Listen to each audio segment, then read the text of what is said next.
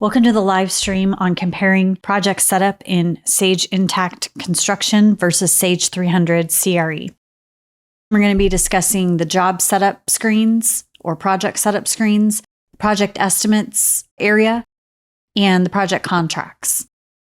So first, let's navigate over here to Sage 300. We're going to open up the job cost area, and we're going to open up the job setup screen. Okay, so we're going to go setup jobs. Now, depending on the size of your data in Sage 300, this takes a minute to pull up. Okay, so we're going to let that pull up over there. We're going to navigate over here to Intacct. We're going to go to the projects setup screen. You can get to it from the All tab or the Setup tab. Okay, so same screen, both spots. Okay, so now I'm in top level. I want to go down to my GC level,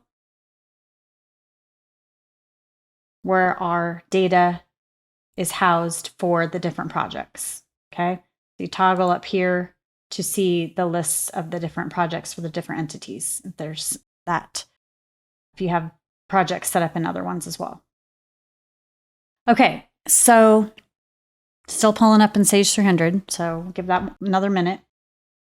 So over here in the views, so right when I open up the project setup screen here in Intacct, I have a view of all my projects. So I've got my project ID and name, I've got my type, and I've got some more in progress or status information.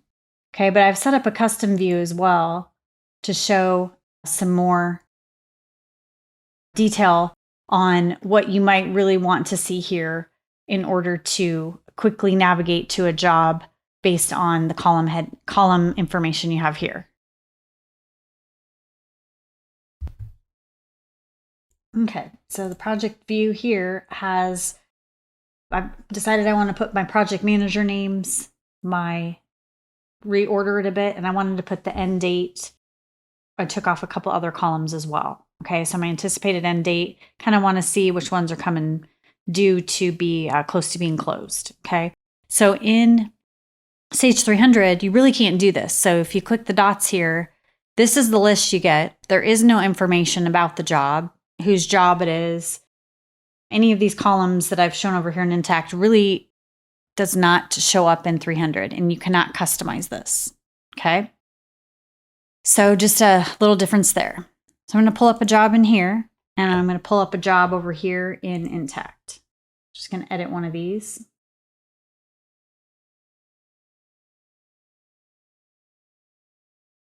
So similar to 300, you can customize the format of your project ID. You can sequence your project numbers in Intacct. You cannot do that in 300. So you have to type in the project number. You're going to put your project name in. Put a longer description in here if you want. You're going to pick your type. So these can be customizable. So some example ones here. You can add them on the type on the fly. So if I wanted to add, maybe I'm doing a school. You can add it quick right here, and it adds it to the list. Oh, it's already exists. Let's do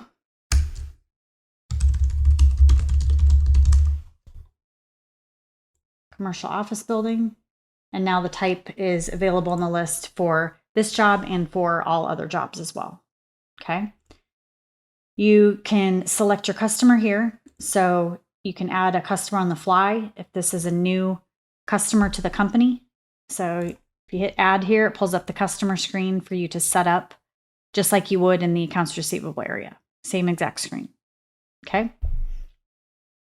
Anticipated end date and your project begin date. Okay.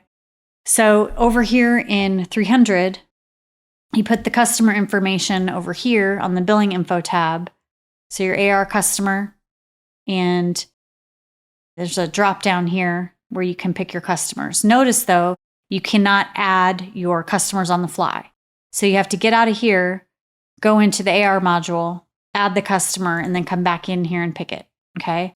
So just a little more functionality in Intacct on being able to add some records on the fly. So your project status here, this is something that 300 does not have either. This project status can help you determine what you want to potentially block for costs, or if you want to block billings from being able to be generated. So say we're getting close to the end of the project and I don't want any more labor to hit my job. So I can set up a status. We'll just pick one, it doesn't matter. I can set up a status here. So I'm just going to view this one that's already set up to block timesheet entry, okay? So if I want to prevent labor entry from being able to hit this job at this point, then I would pick a certain status that has this check marked and no more labor would be able to hit that job. It would get a warning. Also expense entries, purchasing, so your commitments, and being able to generate invoices to the customer. So if you want a status to tell your accounting team, hey, we're complete with billing and we don't want to bill the customer anymore, you can create a specific status to block that from being able to be done. Okay, you can do multiple checkboxes as well. So very customizable on project status and what you can do there.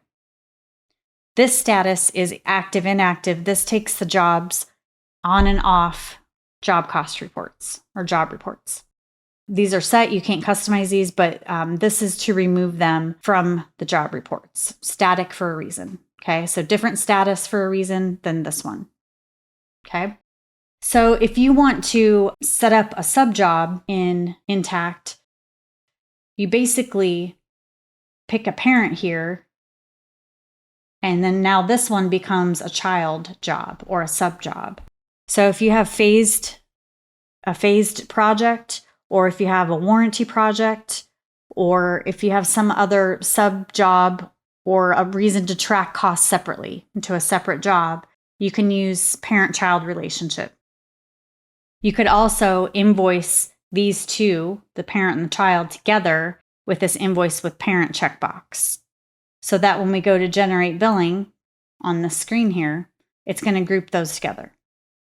Okay?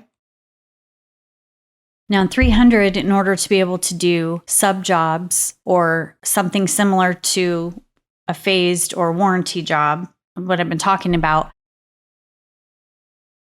you have to use an extra tracking where every time I put an entry into AP or a job cost entry, I'm going to have to code it to the job and to whatever extra code I give it. Okay, so it's a little more input and a little more setup in Sage 300 as opposed to just coming here and picking the parent-child relationship here. Okay, also in Intacct, you can see the relationship really easily. Okay, so just a difference there. Okay, so let's go back into this job.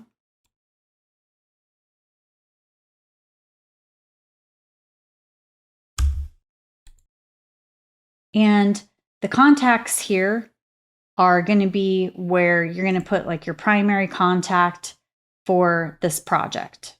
Okay, so the person's name isn't in here. You can add them quick on the fly, similar to address book in Sage 300, and you can add some contact information in here. Okay. You could optionally, these are all optional, but optionally put the ship to and bill to contact information in here as well. Okay. Now your project manager field. So this is a drop-down field. So you're going to pick your project manager. Now it's an employee record. So if you want to add a new project manager, you can also add it here on the fly. It's going to pull up the employee setup screen. Okay. So you could fill in just like you would in that specific screen to fill out their employee setup info. Okay. Now, the difference between 300 and Intacct with some of these fields is that in Intacct, this is a drop-down field. In 300, if we go over here and look at the project manager, If I don't spell it exactly right each time, or if I have a typo, if I have a report keying off of this name, I'm going to have issues in Sage 300. So this is not a drop-down box. Over here it is. So the reporting is going to be consistent and fewer errors in Intacct because of the drop-down functionality. Same here with type. So you've got different types here, and you might want to create an income statement, a profitability statement by type of project. Okay. Over here, you've got to type it in just right. So if I leave that L off, I'm going to have a problem on my report. Okay. If I'm trying to report by type. Okay. And another cool feature in Intacct is this area called timesheet and expense user restrictions. So here's where you could put a restriction on, I only want certain employees to be able to code time to this job. So you can put different restrictions here based on the bullets shown, okay? Not really capable. You actually cannot do that in Sage 300, okay? So you can have some controls in place there on the labor side. So let's go over to the additional info tab. Okay, so top section, just a recap of the prior tab. Got this progress section, which is informational right here. You could put some observed % complete. So if you walk the job site and you want to just log that it's 25% done about and put some notes, you can come in here and do that. Not required, but you can use that section for that. Okay, so the billing section here. So this area here you want to fill in. You want to make sure you have your terms in here with the customer, whether it's net 30, net 60, whatever it is, and your type of project. So if it's an AIA fixed fee type of project, you're going to pick fixed fee. If it's time and material, you're going to pick time and material. Okay. Your contract amount field here, you do not want to fill this in if we're going to be using the separate project contracts area here, which we are. You generally want to use that area. So this does not need to be filled in. Okay. The billable employee expenses and billable AP and PO, you generally want to check mark those. So all your time and material goes through to the billing screen. Your location here in Intacct, you do want to make sure you fill that in here. Okay. It's dropped down again. So easy to report on, consistent. It's not going to cause issues if you type something in wrong there in the location field. Okay. So really, department class are optional, but location required. Okay. Resources and pricing tab, you're not going to use up here. And these other tabs are informational. Cost codes tab here. So this is the spot where you can see what cost codes are available on your project. So if I want to load all of my cost codes from my estimate to the job, I don't want to sit here and add them one by one. This would be if I want to come in and add one after the fact, okay? Also, though, just like Sage 300, you can add cost codes on the fly when you're inputting accounts payable or in various different screens. So you don't have to necessarily use this tab at all. Okay, just wanted to point out what this is for. The estimates tab here is a log of the estimates that you've loaded against this project. In Intacct, you can have various estimates in the system for one project. In Sage 300, you cannot have various estimates. You have an original estimate and you have the change orders that affect that estimate to get to a revised estimate, okay? In Intacct, there's flexibility with, I can have an original estimate, I could have one post buyout, I could have one with the change orders and, the revised traditional estimate. You could have a projected estimate by month. You could do many different ones throughout the project. So in Intacct, way more flexibility with project estimates. Okay. Also, in Intacct, you have this Purchasing Commitments tab, which lists out, I'll find a project here, which lists out your subcontracts and POs and some information on those, on that project. Okay, so let me find one here. So I'm pretty sure this 23011 has some subcontracts on it. So if we go into the Purchasing Commitments tab, you can see all of your various subcontracts and POs. Okay, anything blue and Intacct is drillable. You can click on it here and see the subcontract and the information related to that subcontract. Okay.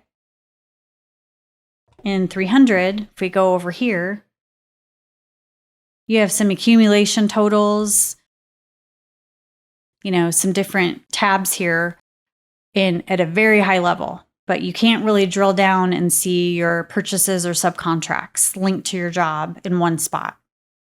Okay. So some totals, sure, but not a whole lot of detail over here in Sage 300. Okay, so now let's talk about the project estimate setup in Intacct versus Sage 300.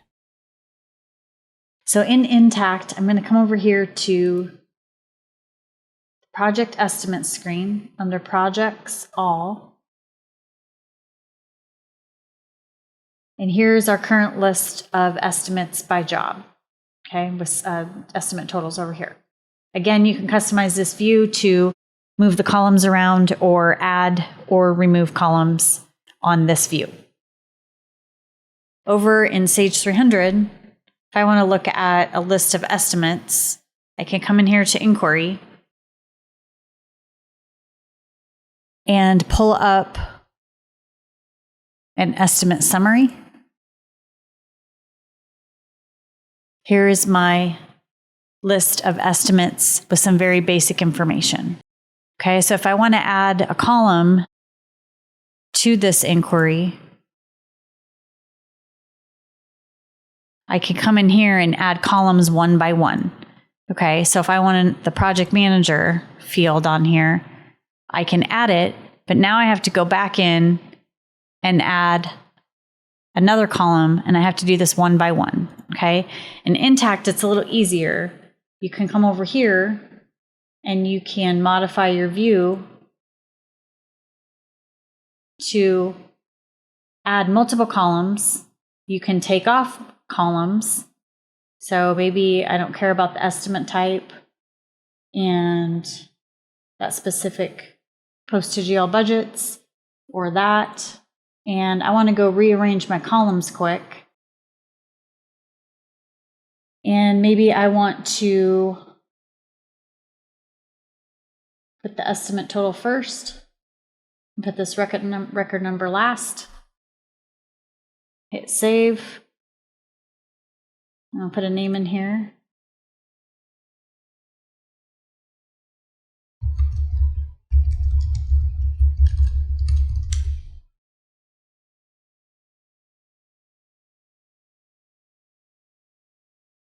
And now my screen is going to change when I pick it here. So you can see my total moved over here easily. I can add multiple columns, do multiple things in the views here in Intacct.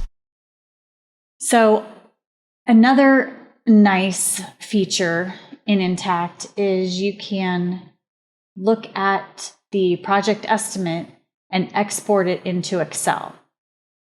So in Intacct, we need to pull up, or in Sage 300, we need to pull up an estimate spreadsheet.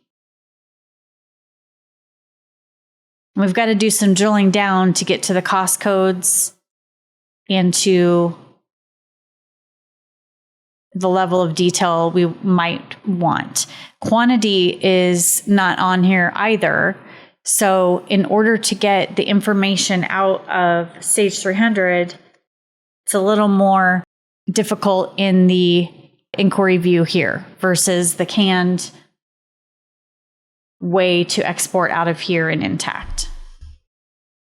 So if I quick want to dump this the Crest project out into Excel, I'm going to click Entries here and export to Excel or CSV. Notice the quantities on here. You've got everything lined out in a linear format so that when you do put it to Excel, you could manipulate it a little easier. Over here in 300, you've got the labor up top, you've got the cost code over here, no quantity, and then if you want to lay this out linearly in Excel, it's more difficult by far. Okay, so just some very nice canned features of getting data out of Intacct once it's in. Okay, so a reason you might want to know this is because I want to export this out. This estimate is similar to a project, a new one, and I want to manipulate it and bring it back in. Okay, so you might want to export that out to Excel and do some changes and bring it back in. So nice, easy way to get out data from Intacct. Okay, now let's say you're not using Sage Estimating, which integrates with Intacct in 300, and you want to bring an estimate in Excel. There's an import estimate with work breakdown structure, or with WBS import button here. What this file allows you to do is it allows you to bring in your cost codes. It even allows you to set up part of the project in the import process. Okay, so here's a sample file filled out that has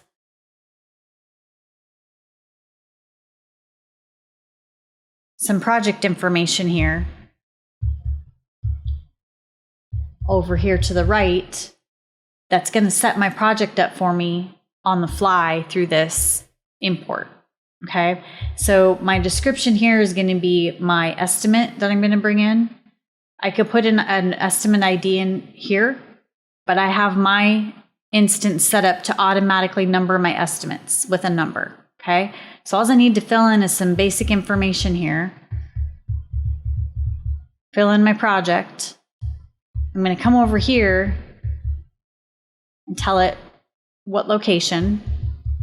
You're going to fill in your lines. So you're just going to sequence these. You're going to give it the cost codes, the cost types, and you're going to give it your estimate entry amounts.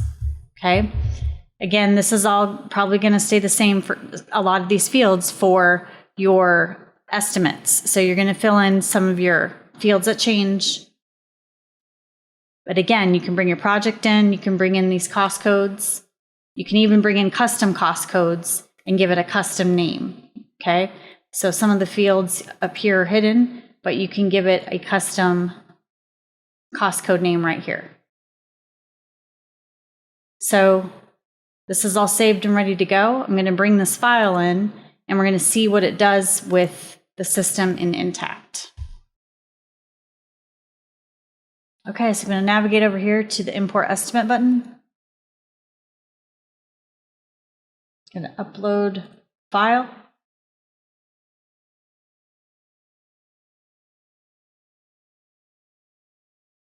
Going to hit import.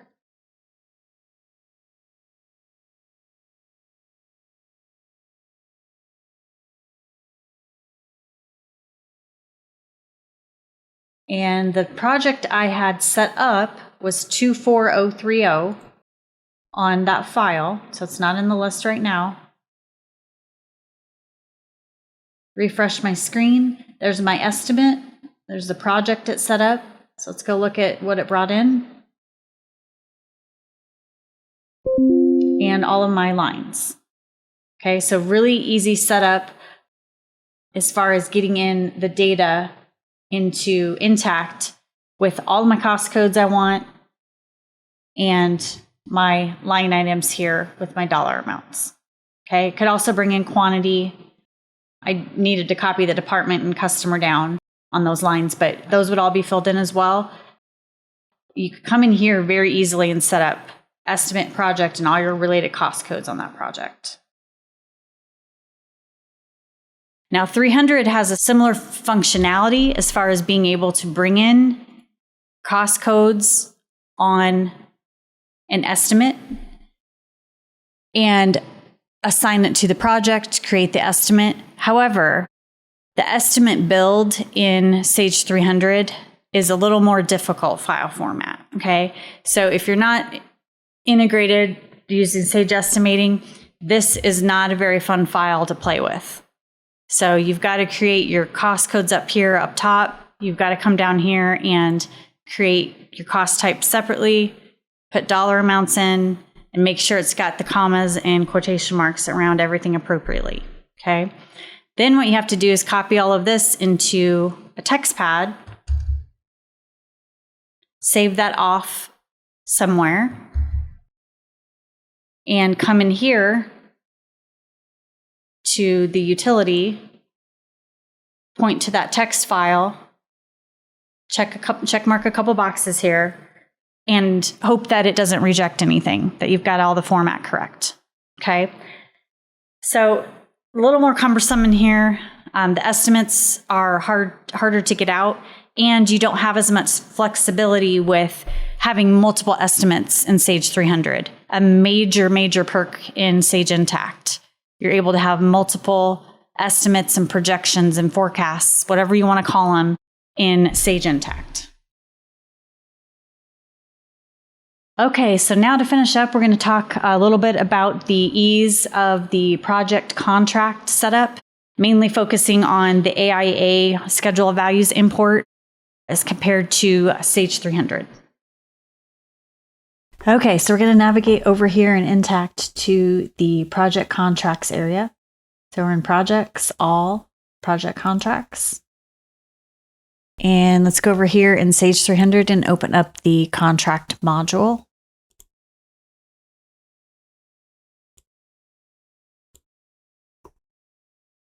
In Intacct, we have, again, the view that's customizable. You can move columns and fields around and add to this view through the Manage Views functionality right here. Okay, so very big difference with Intacct versus Sage 300 is the ability to import in your AIA schedule of values. Okay, it even goes beyond that in the sense that we can assign our rate tables to our line items. We can do many more things in the import process than you could with Sage 300. Okay, so in Sage 300, first of all, you cannot, when you open up a contract here, you can have your schedule of values, obviously.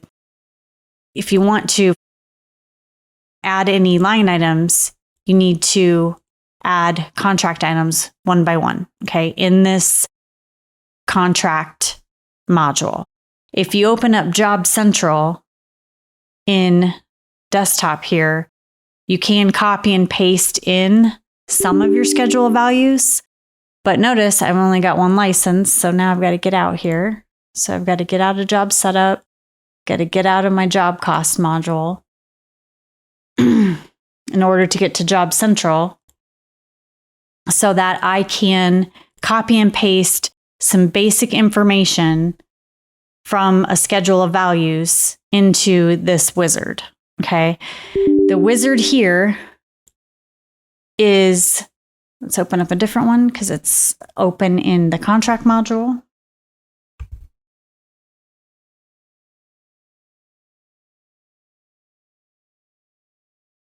Okay, so the schedule of values here, you can copy and paste this basic information from Excel into the few columns they have here, okay? So I could take this chunk of data right here as an example, copy and paste into here. Okay, the functionality that you lose that Sage Intacct has is that you can, in Intacct, on their template, throw that up over here.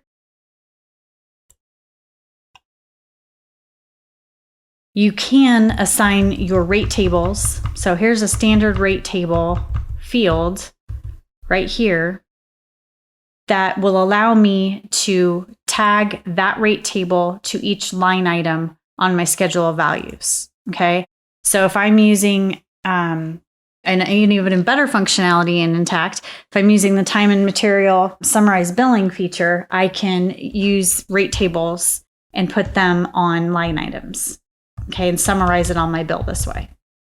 So on the functionality in the templates, that is where you're going to get a lot more ease of being able to bring in a schedule of values into Intacct versus coming in here and using this limited wizard and also working in this contract module can be a little more cumbersome, okay?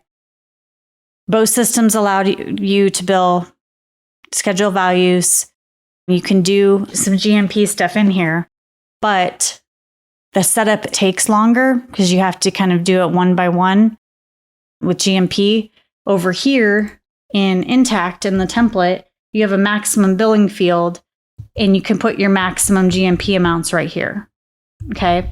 So whether it's time and material, line itemed out with rate tables, or an AIA fixed amount that you're putting in, maximum billing and GMP functionality does exist to be able to be imported. So huge difference between Intacct and 300 there.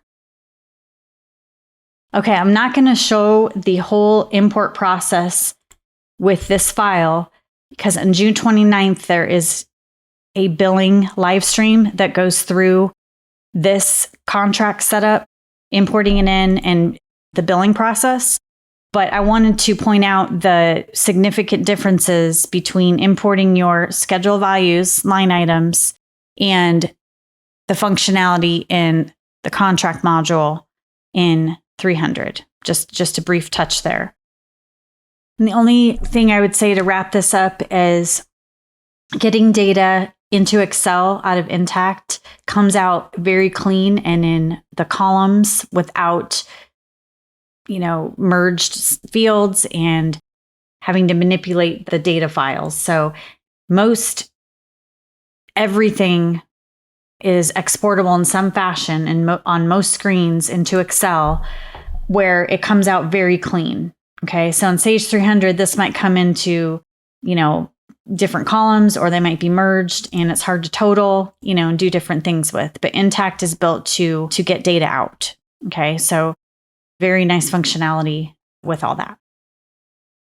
Okay. So look for the billing live stream on June 29th.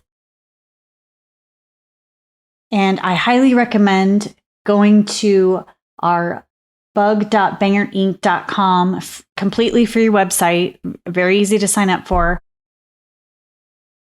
And look for, if not already in it, and look for this masterclass on running job cost in Sage Intacct versus Sage 300. Very good live stream as well.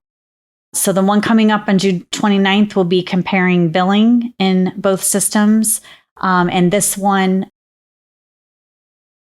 will post the live streams as the links at the bottom for this running job cost and the future one for the June 29th. Again, reach out to us at help@bangerinc.com. If you have any questions, check out our YouTube channel at Banger Inc. on YouTube and reach out with any questions. Thank you for attending this live stream, and we'll look forward to seeing you on the next one. Thank you.